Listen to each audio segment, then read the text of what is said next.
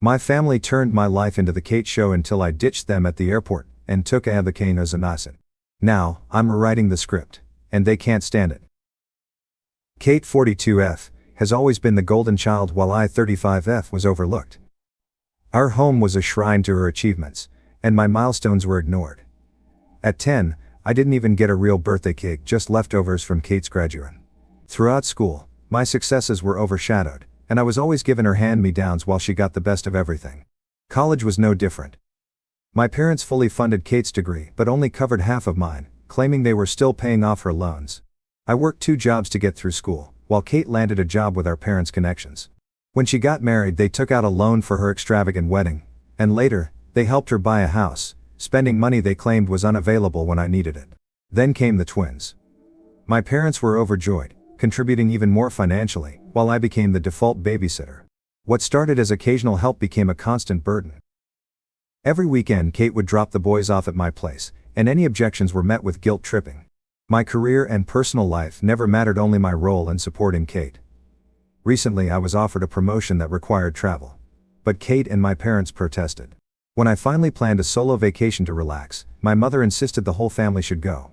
Kate immediately expected me to babysit so she and her husband could enjoy alone time.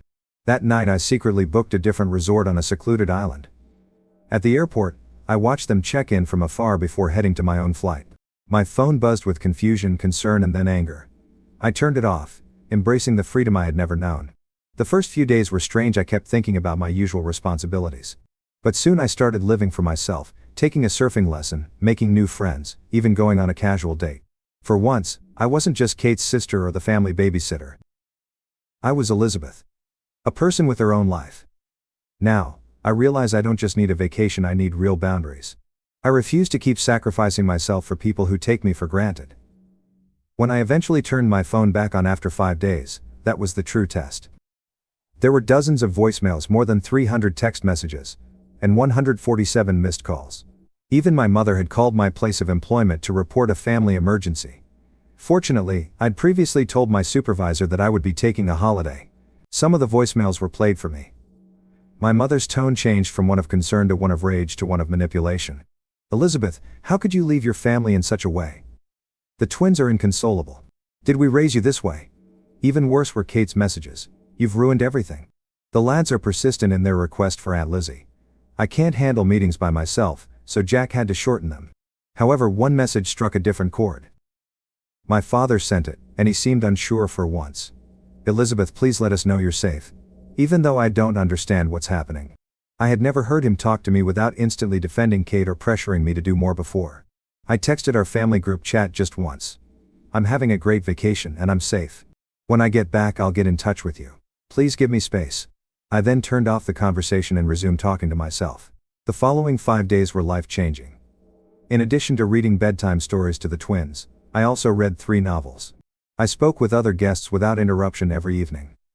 Instead of rushing home to assist with baths and sleep, I watched the sunset. In order to digest years' worth of suppressed emotions, I even began journaling. I ate dinner at a little beachside eatery last night. When the elder waitress saw that I was alone, she inquired as to whether I was content with my seclusion. She said something that stuck with me after I gave her a brief explanation of my circumstances. Family is vital, honey, but not at the expense of your own well-being. Putting yourself first is sometimes the boldest thing you can do. I didn't head straight to my flat when I got home. In order to give myself time to get ready for the inevitable confrontation, I had reserved a hotel room for 2 nights. During this period I updated my work emergency contacts, changed the locks on my doors, and above all, put my boundaries in writing. I accidentally liked a coworker's post on social media, which is how my family found out I was back. My mother and Kate arrived at my apartment building in a matter of hours, constantly buzzing my intercom. Across the street I watched them from the window of my hotel room, feeling oddly cut off from their spectacular performance. I'm going to confront them tomorrow at a neutral coffee shop, not my residence. I know it won't be simple, but I've prepared what I want to say. When I consider it, my hands tremble, but I'm choosing myself for the first time in my life. And I know I'm doing the right thing in spite of the worry, the guilt, and the drama that will undoubtedly ensue. I'll provide another update following my talk with my family. I'm grateful because Reddit gave me the confidence to take this first step toward independence. Second update. As scheduled, my family and I gathered at the coffee shop, and it was even more heated than I had anticipated. This is what took place. The encounter at the coffee shop began politely enough. I got there early and sat at a corner table where I could see the front door and the emergency exit, a habit I'd formed from years of expecting family drama. I could hardly grasp my coffee cup because my hands were shaking so much. My parents, Kate and, surprisingly, Jack, all showed up together. I am glad there are no twins. I raised my hand and said what I had practiced before they began their planned speeches. I'm establishing boundaries, and they can't be negotiated. The 2 hours that followed were a master class in manipulating emotions. Kate started crying as she described how my absence had traumatized the twins. My mom attempted to instill guilt, following all that we have done for you. Unexpectedly, Jack tried to mediate by offering a compromise, in which I would only see the kids every other weekend. For the most part, my dad sat quietly and uneasy. Kate's statement, "You're being selfish, family means sacrifice," was the pivotal moment. Something broke inside of me. Clearly but calmly I responded, "Yes, family means sacrifice. But it's supposed to go both ways. When was the last time any of you sacrificed anything for me?" The ensuing hush was deafening. I revealed everything for the first time.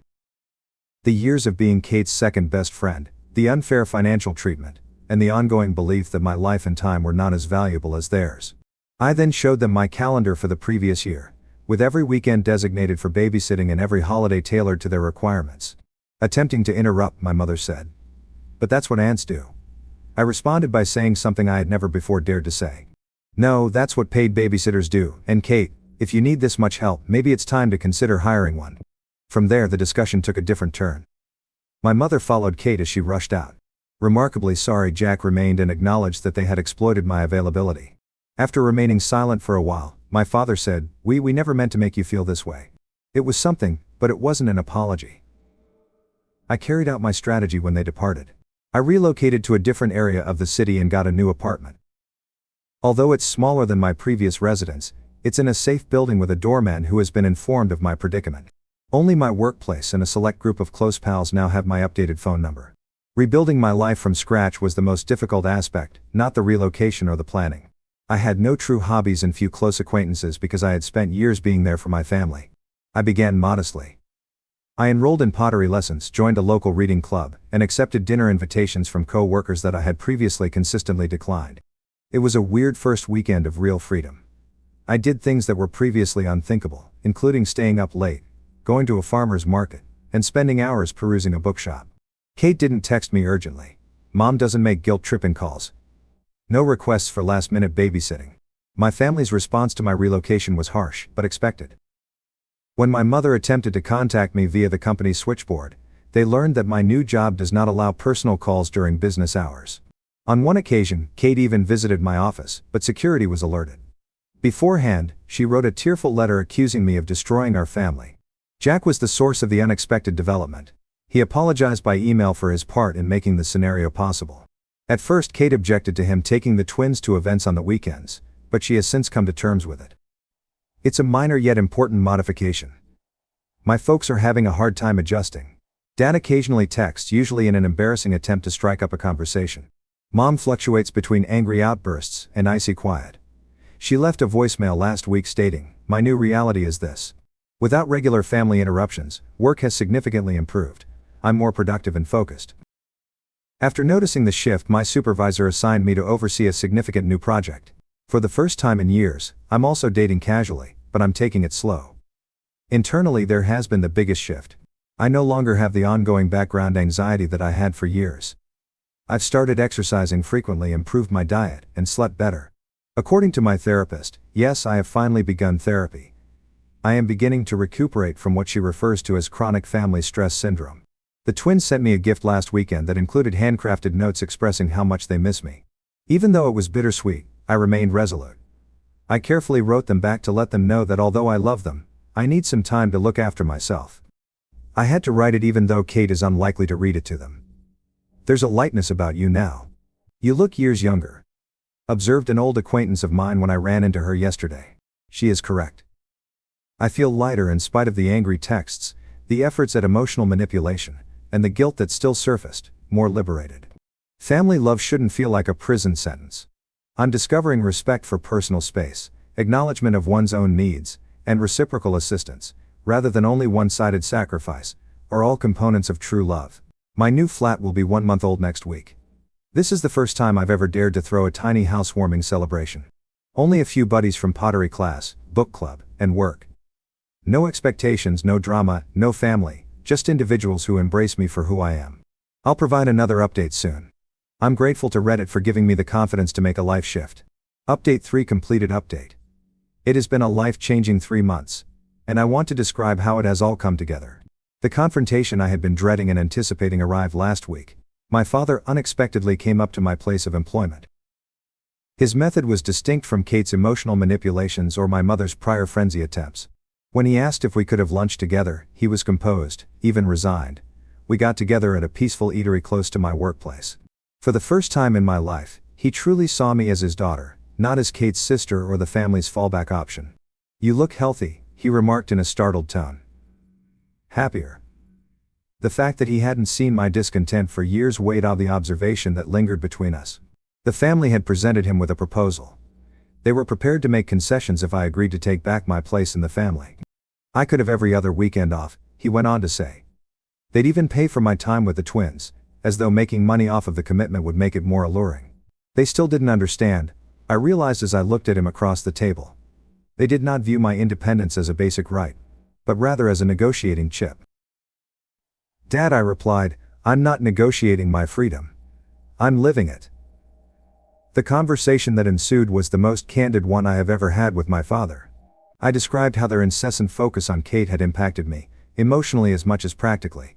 I told him about memories he had forgotten or had never noticed, dreams disregarded, accomplishments overlooked, and birthdays neglected. His reaction was surprising. He sat for a long time in quiet, not making the normal defense of their decisions.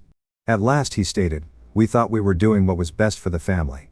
We never saw how much we were hurting you." Although that wasn't quite an apology, it was the first time I had ever been acknowledged. When he inquired about my new life, that was the true turning point.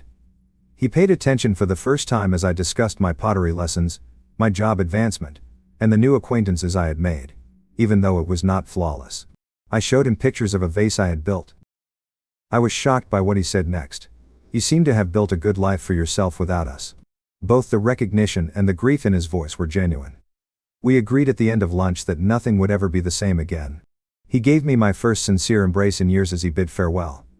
"I hope someday we can be part of your life again, but on different terms." That exchange appeared to set off a final round of family strife.